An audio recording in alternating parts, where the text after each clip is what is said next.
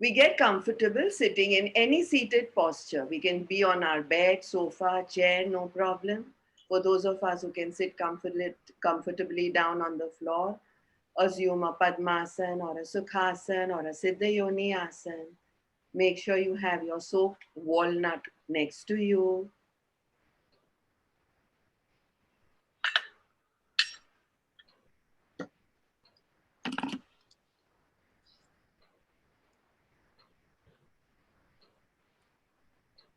We start our food meditation by gently closing our eyes.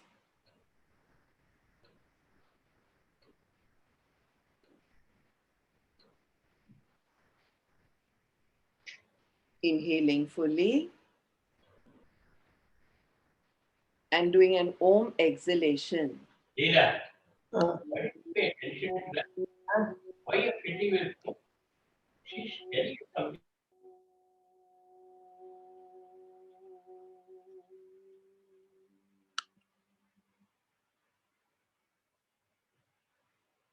We then slowly open our eyes and stare at that walnut. Just stare at the walnut soaked in the water.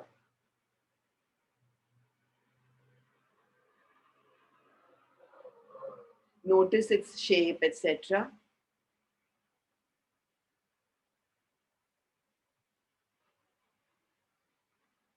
Now close your eyes, holding it there, and visualize the walnut.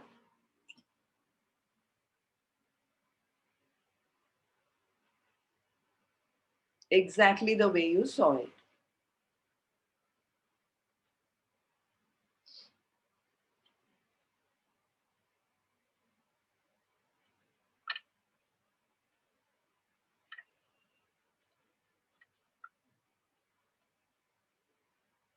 Open your eyes now.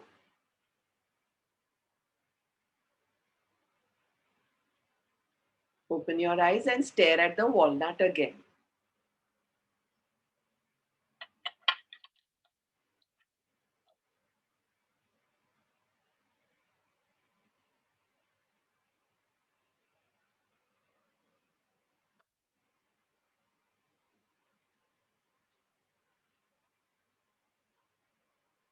Now pick up the walnut very slowly with your index fingertip and thumb tip. Pick it up from the soaked water and look at the water in which it was soaking all night. As you look at the water with a smile, express gratitude to the water for hydrating the walnut. Say a good mental thank you or a good loud thank you to the water. Thank you for hydrating the walnut.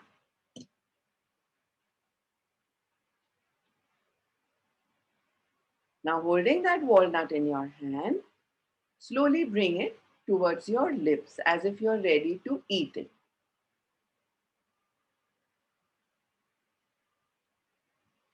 Then bring it near your nose to smell it. Take its fragrance, take its aroma. Walnut is known to have very little, like many other dry fruits, fragrance or aroma. Very close to your nostrils, and you will experience the fragrance.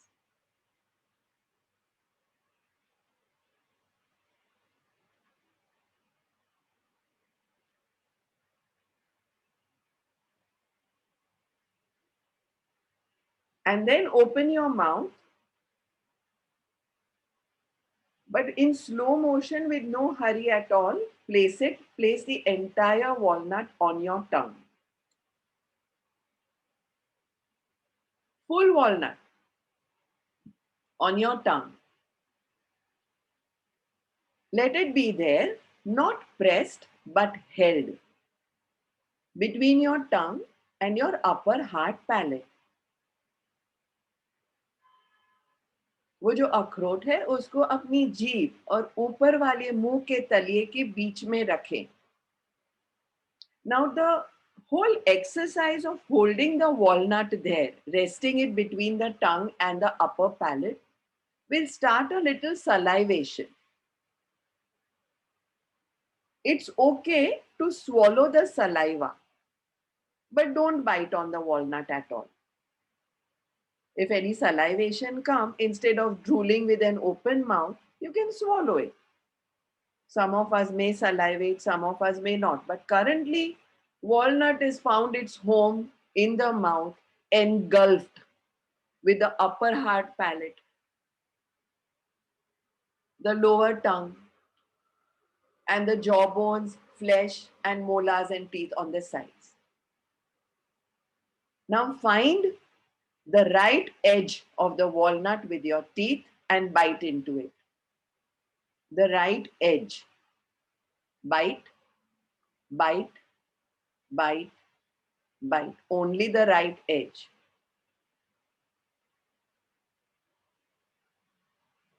This is not easy. Food meditation is not easy. Manipulating with your tongue. Make sure till the last little grain, what you had bitten, has disappeared into your mouth and no residue is left. Nothing needs to be gulped. And now bite into the left edge of the walnut. Edge is hardly about 20%, not more. While doing that and in that process, the walnut may break, no problem. But you make sure that you're biting into the left edge only. Just the similar one which we did with an almond about 2 months back. Same way with the walnut. And keep on biting, biting, biting with your teeth, your molars, your canines, till it disappears completely. Keep your mind's eye there itself. Now the rest of the 60% walnut is still there as a piece, or while doing it, it could be broken into smaller pieces, because while we were breaking it, the rest of the walnut broke. We didn't intend to break it, but it broke, no problem. Now bite into the front tip of the walnut, which means you are gripping it with your tongue and upper palate and you're trying to bite more.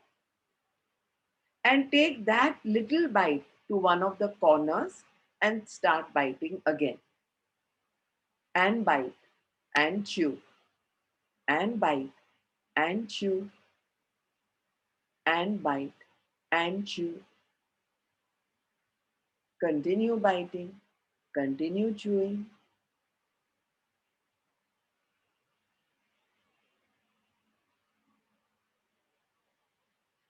At this point, if there is any saliva around, along with some residue left because we were chewing, biting, chewing, biting, chewing, biting, experience the swallowing. Don't gulp. Let it just go down your food pipe. The rest of the piece is still in the mouth.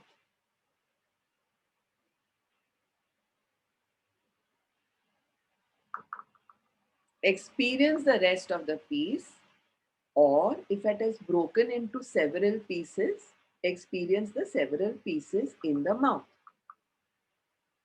This has also found its home, nicely secure. How a baby, a fetus is in the womb, like that the nice walnut ka piece, remaining residue, is in the mouth.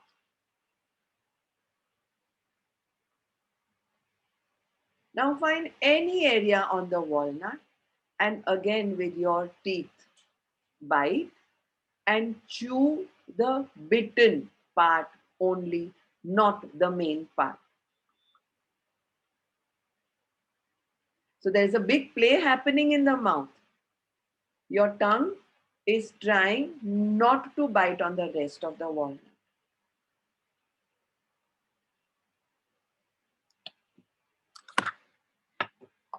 Correct. And the teeth are trying to keep on chewing and chewing and chewing and chewing and chewing and chewing.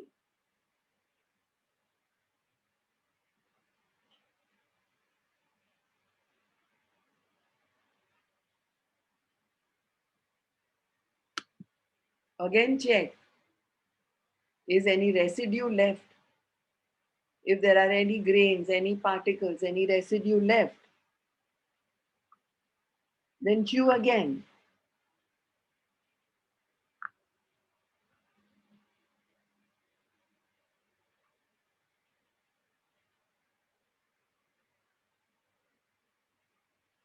Acknowledge the rest of the piece left back now, single or in pieces, in your mouth. Your walnut in your mouth, a nut of a tree, an edible seed, and hence not a true botanical nut, commonly consumed as a nut.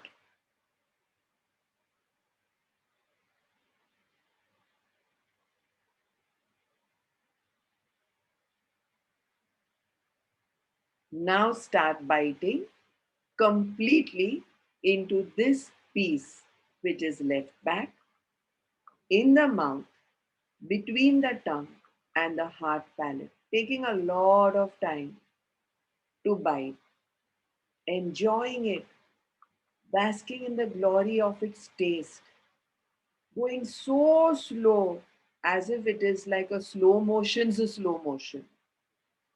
Bite, bite. The only effort the tongue and the mouth, the teeth do is to keep checking on the speed.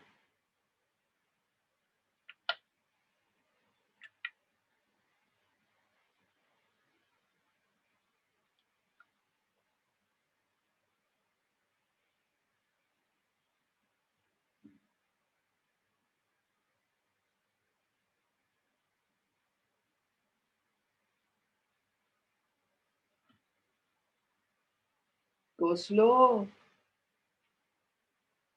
The saliva needs to be handled, not the walnut.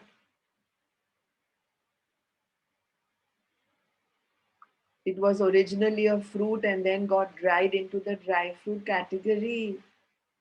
It's an edible seed of the drupe, thus not a true botanical nut.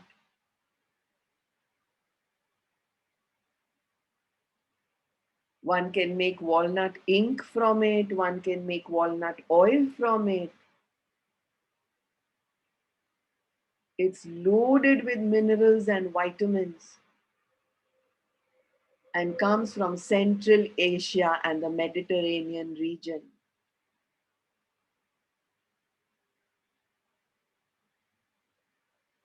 As soon as you have bitten into the full walnut, remember you don't have to swallow.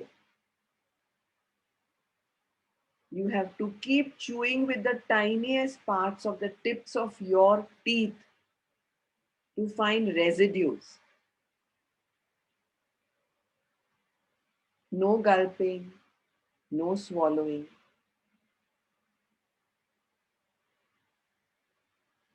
Eyes are closed, mind's eye is within the mouth.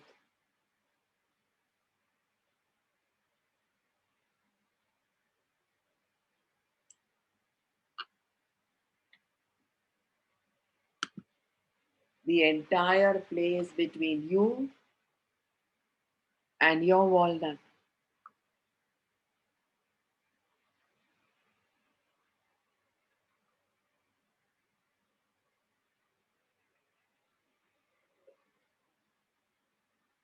And now that it is completely disappearing within you via the throat, via the food pipe, you've started looking for residues between your gums, your teeth, your upper palate, your lower palate, the area between the tongue and the lips, the area between the teeth and the gums,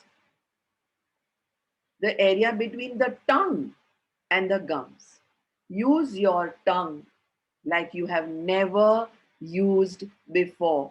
Again in slow motion. So you start cleaning, just like we do mind sweeping pranayam. We do mouth sweeping food meditation. But this too, very slowly. Check your posture at this time. Don't get too ambitious. Don't lean in front. Don't droop. Spine is upright. Shoulders are tucked back. Head is not ducking in front. And food meditation continues.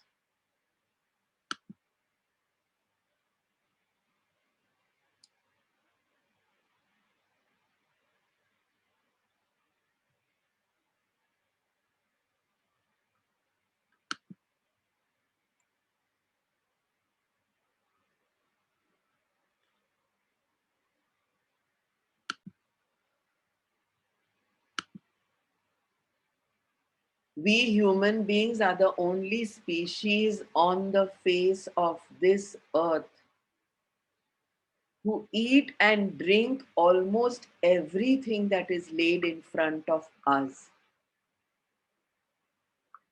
In front of us on our dining table or on a buffet table.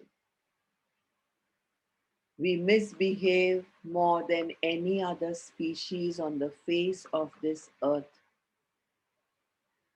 Try feeding a pigeon, try feeding a cow, try feeding a hungry and thirsty dog.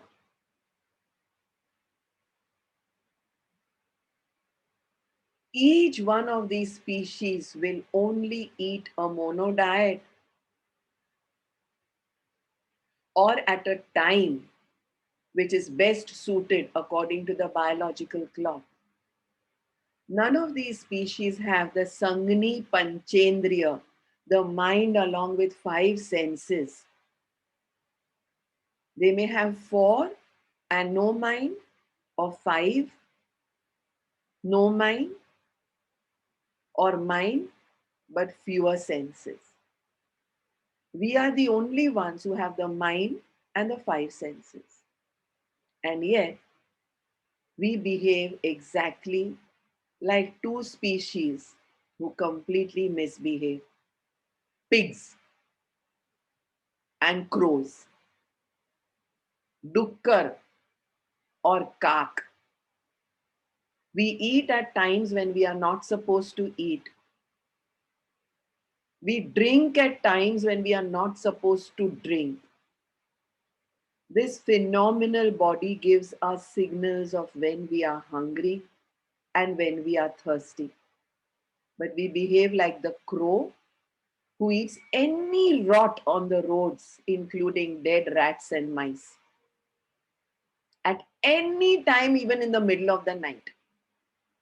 Or the pig, eating only dirt and filth and thriving amidst it. And yet, just like gold is found in muck and cleaned, how beautifully this breath, this body, and nature takes care of us amidst this muck to keep us pure, clean, shining like gold. Let us give this energy, this universal energy, a little buffer by valuing the food that we have, eating it at the times we are supposed to eat, on the biological and according to the biological clock, not during defecating hours, not during assimilation hours, not during resting hours or activity hours, but only during digestive hours and when we are hungry. See what's happening within the mouth and start a little mental dialogue with yourself about how appreciative you were about that one dry fruit, the walnut, its taste, its shape, the minerals in it, its nutrients. Visualize the walnut within you in your digestive tract, literally spreading out as nutrients.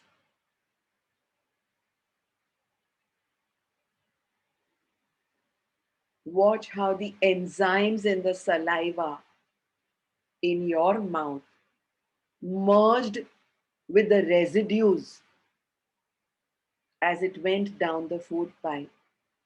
There is no need for digestion. So, never ever again will we complain about a stomachache, abdominal pain, mull stuck onto our intestines, not being able to defecate. So, constipation, acidity, gas, indigestion, food matter coming out of the stools, constipation, obesity, weight only accumulating on the sides at the love handles, pear shaped body, apple shaped trunk, running to dietitians. Someone else decides what we have to eat, how much the size of the plate and the katori should be, and at what time to eat. No way, never again. No other dietitian or person will decide what we have to eat, at what time. They do not know when we had our last meal, how stressful or stressless or happy or sad the previous day or the weeks were. They do not know how well we slept or did not sleep. They did not know whether the previous weekend we were in a party mode or a meditative mode. They do not know our hours of meditation, our hours of pranayama. Our own pure divine self, Sahaj Atma Swarup, is our own guru. We can't run to dietitians for this. From now on, at this moment after this food meditation, only we decide when we want to eat, when we are hungry next, and not mindlessly. Which means if there is that pack of popcorn, we are not going to watch TV or enjoy it with a drink, as we call enjoy it, or chat with the family or the children, or have our phone or our iPad or our TV, four gadgets in front of us. We will eat every corn that has popped as mindfully as we had that walnut.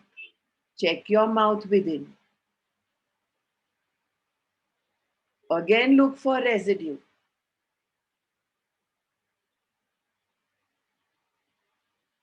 Swallow it, don't gulp it.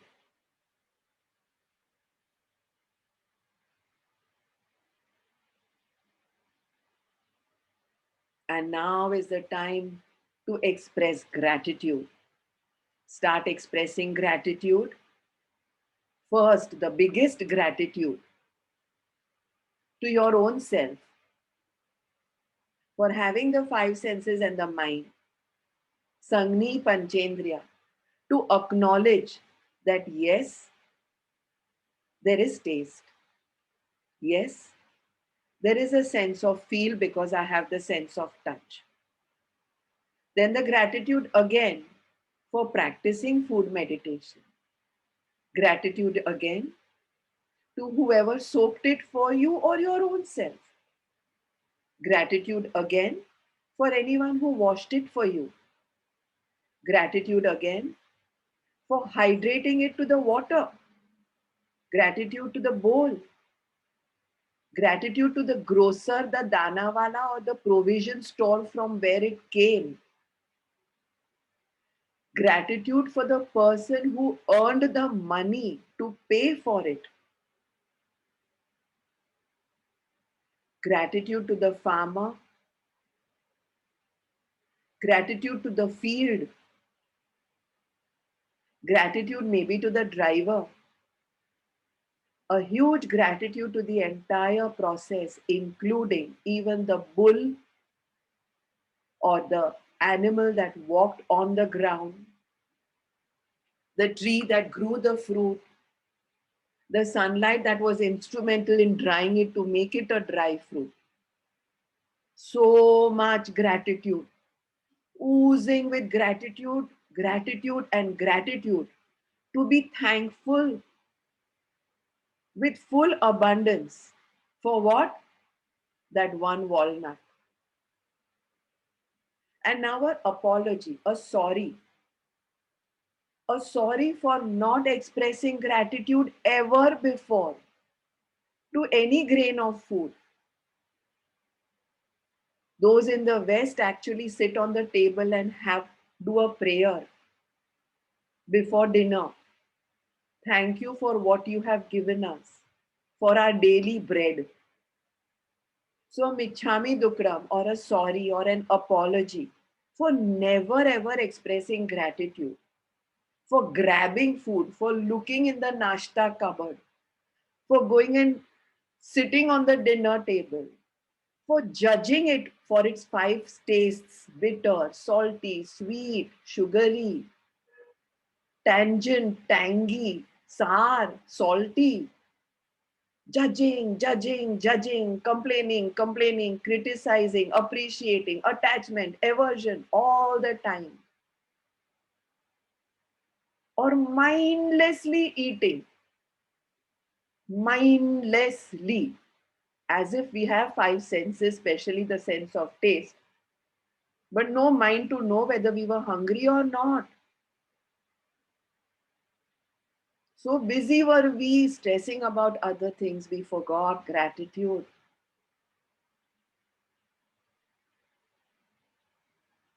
And as if we are to write a thesis on today's food meditation. Some of you may cry, some of you may laugh, some of you may surface awareness.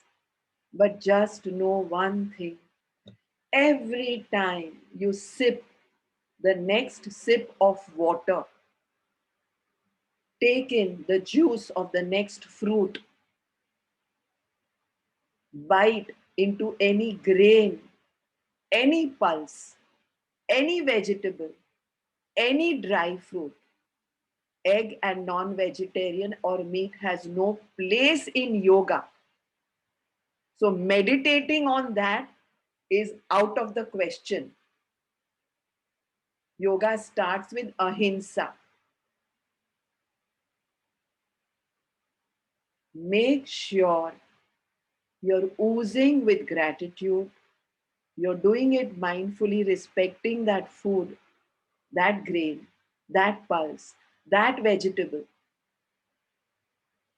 You're not being instrumental in encouraging compliments, in encouraging complaints, and keeping so much positivity with gratitude that regardless of whether you cook it and feed the family or friends, or whether someone else, a domestic help, a helper or a cook, has cooked it and served you, only from today onwards, till the day we breathe our last, we take a sankalpa that every grain that goes within us, every food, every morsel, we behave like those, all those species, not like pigs, that is dukkar, and crows, that is ka.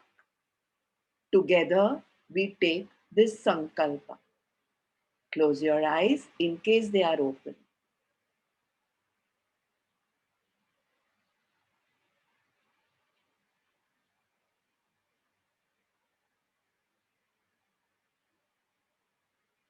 On finishing the sankalpa, check the mouth again.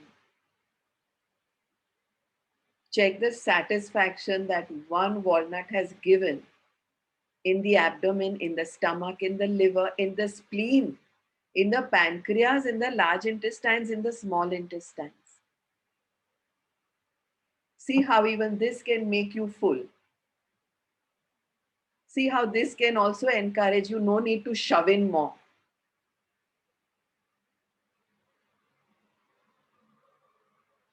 With this, always remembering that sankalpa that we have all taken in a group energy of 47 of us, we end today's session of food meditation.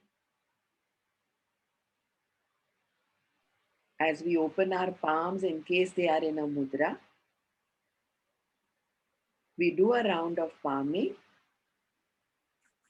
and place them down our neck, our food pipe, with one palm over the other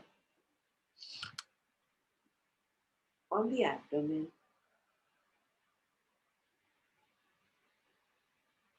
and then slowly open our eyes and rise. Thank you all.